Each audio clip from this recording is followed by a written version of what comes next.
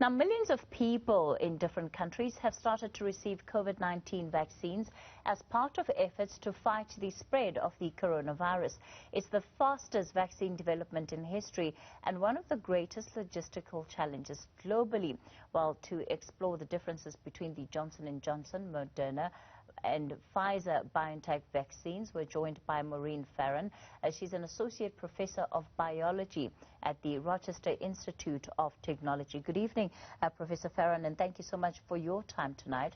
Firstly, in the context of South Africa, the Johnson & Johnson vaccine seems to be a preferred product to use because its efficacy has been tested to and found to be much more effective against our local variant. When you compare it with some of those that are in the bracket, is that really what the research tells us?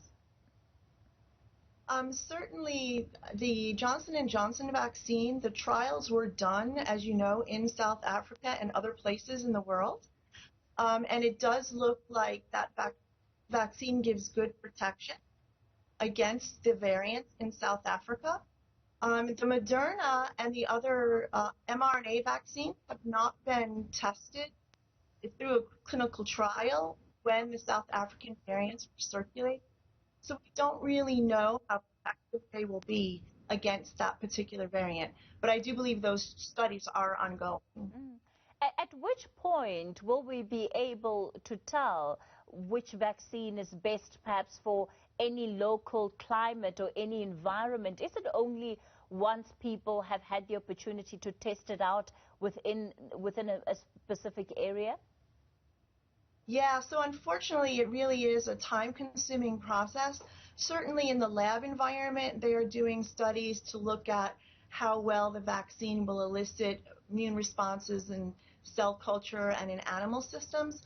But in terms of people, it really just takes time to look at the outcome of vaccinating people and the efficacy and how well protected individuals are. Is it easy to compare these vaccines? So when we compare the Johnson & Johnson versus the Moderna versus the Pfizer, are we comparing apples with apples here?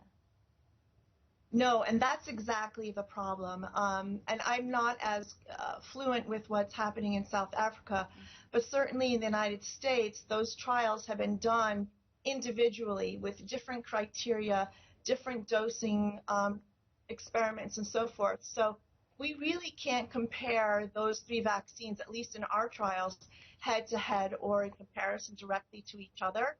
And so I think that in general, most of the numbers that we're looking at, certainly in most of the world, are calculated from vaccine trials that were not done head-to-head directly compared to each other. So it's a bit comparing apples to oranges. So I keep telling people, don't get too hung up on, for example, slightly lower efficacy with the Johnson & Johnson, because in the clinical trial, it protected 100% of those patients from serious disease and death. So that is certainly eye on the prize. That's what we're really concerned about, losing people and having people become ill from this virus. Do you think in the long run it's going to matter which vaccine was administered to somebody versus just the fact that they were able to get an efficient vaccine? That's a fabulous question. And I think in the context of where we are now in this pandemic, we just have to get people vaccinated. You know, the most important thing is we have to get people protected with the tools that we have.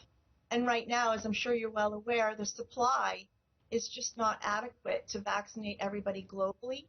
And so we really have to pull in all of the vaccines we have in our arsenal because we really want to get people vaccinated as quickly as possible so that we can tamp down the virus replication in people and prevent evolution of these new variants.